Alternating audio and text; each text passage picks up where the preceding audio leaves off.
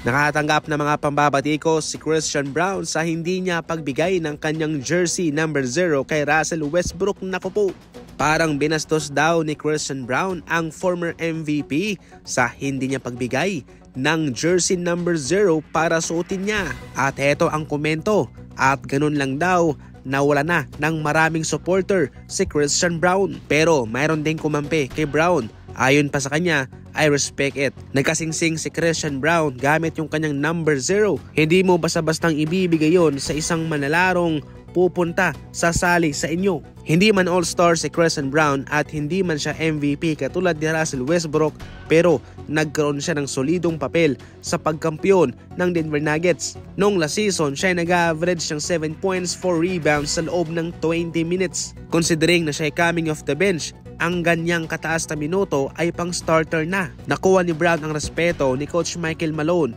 at ani pa nga ni Coach. Ngayong wala na si KCP sa kanila, inaasahan niya na itong si Christian Braun kasama si Julian Stroughter ay magko-compete para sa iwang posisyon niya. Sa madaling salita, parang pinopromote niya na itong si Christian Braun sa starting lineup. Well, hindi naman yan ipagkakaila ni Coach Michael Malone dahil nga sila'y tinulungan din ni Christian Braun nung sila'y nagkampiyon. Definitely mayroong karapatan si Braun na tanggihan yung inaalok ni Russell Westbrook. Sa kabilang banda, nag-giveaway na lang si Hunter Tyson at ipinagamit niya kay Russ yung kanyang number 4. At ngayon sa season na ito, gagamitin niya yung number 5. Isa ito magandang balita para sa Golden State Warriors. Healthy yung kanilang kabuang roster at marami silang mga batikang manlalaro sa kanilang rotation. Ngayon, sa magandang balitang yan ay mayroon ding masamang balita. Nasa kay Coach Steve Kerr ang hamon ngayon kung paano niya gagamitin ang mga rotational players na ito sa kanilang limitadong posisyon. Sa pinagsamang playing time nila Chris Paul, Klay Thompson, and Darius Saric, mayroong 73 minutes na naiwan. Ngayon, ibabahagi yan ni Coach Steve Kerr sa mga manlalarong dumagdag sa kanila, si Milton, si Anderson at si Buddy Hield.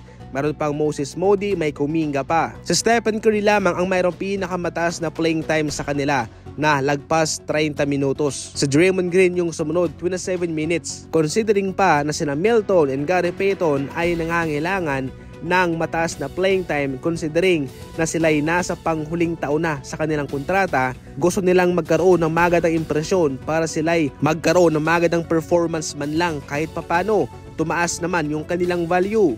Ang magandang balita naman ay gagamitin ni Coach Steve Kerr yung kanyang expertise sa Team USA kung paano niya hatiin ang mga minutong iyan sa kanyang mga manlalaro. So far, marami silang mga magagamit na mga manlalaro.